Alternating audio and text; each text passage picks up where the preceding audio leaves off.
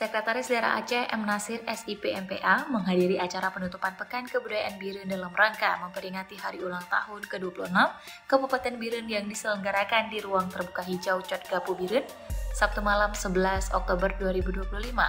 Dalam sambutannya, Sekda Aceh menyampaikan apresiasi kepada pemerintah Kabupaten Biren serta seluruh pihak yang telah bekerja keras dalam menyukseskan rangkaian kegiatan tersebut. Mengusung tema Mahakarya Bumo Jempa, M. Nasir menyebutkan kegiatan ini merupakan momen penting untuk mengenang sekaligus meneguhkan kembali jati diri dan semangat perjuangan masyarakat Kota Juang tersebut. Lebih lanjut, M. Nasir menegaskan bahwa perjuangan masyarakat Biren hari ini bukan lagi perjuangan fisik, melainkan perjuangan untuk membangun ekonomi rakyat dan mendorong kemajuan daerah.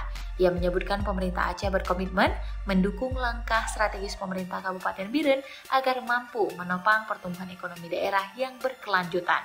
M. Nasir juga menilai bahwa pelaksanaan Pekan Kebudayaan Biren pertama membuktikan bahwa kebudayaan dapat menjadi sumber kekuatan sosial dan ekonomi masyarakat.